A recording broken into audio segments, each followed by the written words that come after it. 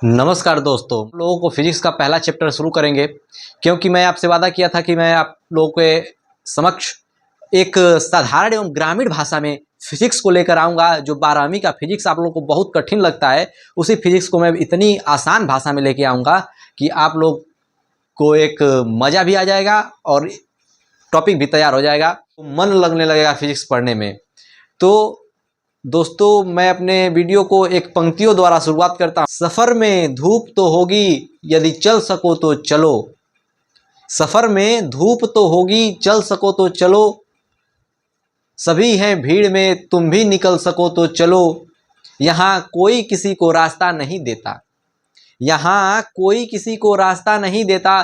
तुम भी यदि गिर कर संभल सको तो चलो, तुम भी अगर गिर कर संभल सको तो चलो। तो आइए इसी के साथ क्लास को शुरुआत करते हैं।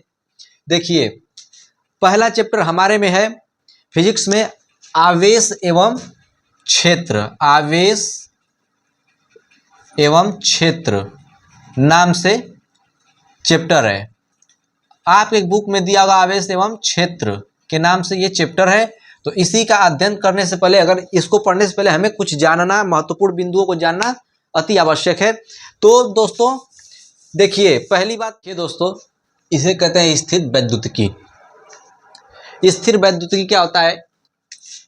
विद्युतिकी मतलब समझ रहे होंगे, साफ शब्दों में है कि विद्युत। विद्युत स्थिर मतलब रुका हुआ। रुका हुआ शब्द से ही आप लोग को आभास हो रहा होगा कि स्थिर वैद्युतिकी क्या है। इसको इंग्लिश में कहते हैं इलेक्ट्रोस्टैटिक। मतलब हम इस चैप्टर में रुके हुए विद्युत का अध्ययन करेंगे एवं आसान भाषा में।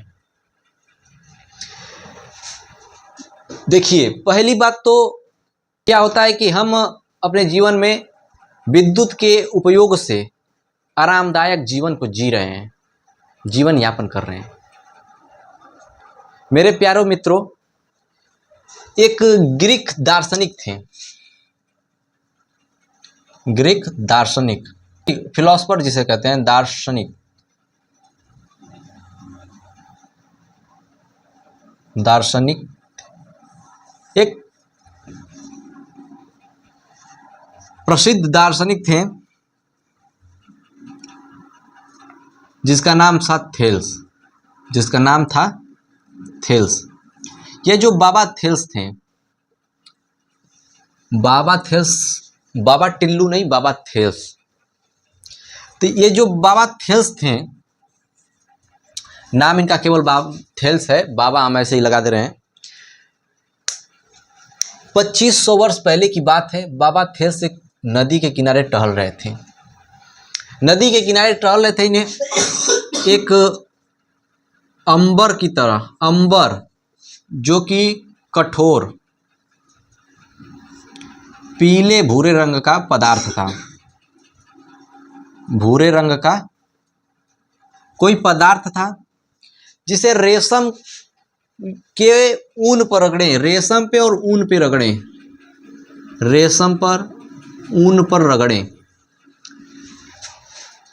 जब उन्हें ये अंबर मिला तो इन्होंने घर लाए, इन्होंने घर लाया और रेशम और ऊन पर रगड़े। रगड़ कर देखें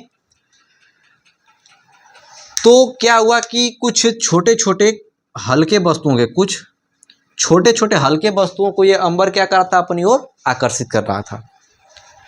जब थेल्स बाबा देखें कि अरे ये तो छोट छोट कागज, अर्थात कागज का टुकड़ा, तिनका या कुछ कण, ऐसे तैसे छोटे हल्के जो हों, उनको अपनी ओर आकर्षित करने लगा। बाबा आश्चर्य में पड़े कि अरे ये क्या होता, ये छोटी सी चीज हम लाए हैं नदी के किनारे से और इसको हम रेशम पे रगड़ रहे हैं, रगड़ के पजरे ले जा रहे हैं, तो ये चिपक जा रहा है। क्या सिस्टम है? बाबा थेल्स देखे कि आकर्षित हो जा रहा है, तो बाबा बस आकर्षित करके छोड़ दिए। थेल्स जो थे ये केवल आकर्षित करके छोड़ दिए, इनको कुछ समझ में नहीं आया। उसके बाद कुछ समय की बात है कि इंग्लैंड के विलियम गिलगार्ड, विलियम गिलगार्ड 1600 शताब्दी में, 1600 ईस्वी में आए। इन्होंने क्या किया, अब इन्होंने ये आए विलियम गिलगार्ड, तो इन्होंने भी कहा कि बाबा थेल्स के उस सिस्टम को समझे कि बाबा थेल्सवा का लाया था कि उस पर रगड़ दे रहा था तो कागज चिपक जा रहा था। इनके दिमाग में चरखी से नाच गया ये सिस्टम, ये बात कि हमऊ लगाई पता, ऐसे कैसे चिपका ले ही कागज के कन कि अब हमऊ पता लगाई। तो क्या हुआ कि तो ई कहें कि ई दिमाग लगाए कि बाबा थेल्स अंबर पे तो रगड़ी दिले हुआ, हम कुछ दूसरे चीज़ पर रगड़ के देखी। तो जो ये विलियम गिलगार्ड थे, ये क्या किए कि कांच को ले लिए, आबनूस की छड़ ले लिए, ऐसे ही कुछ पदार्थ ले लिए और उसको लेके रगड़ने लगे। अब जब रगड़ने लगे तो ले जाके कागज की पजरे चिपकाओ तो सर्द मारत पर चिपक गल। अब कहें कि बाबा अब हम हूँ वैज्ञानिक, आप तो चिपका दिए थे, खाली हम कांचों के छड़वा से चिपका देंगे और अंबरवा से तो आप चिपका ही दिए हैं, हम आबनूस के छड़कों से भी चिपका देंगे। वैसे वो कई प्रकार से प्रयास किया, बहुत अपने प्रयोगों द्वारा कई पदार्थों को रगड़कर उन्होंने प्रयास किया, किन्होंने, विलियम गिलगार्ड ने, और बताएं कि इसमें एक गुण है जो कि वस्तु को अपनी ओर, छोटी हल्की वस्तुओं को अपनी ओर आकर्षित कर रहे हैं।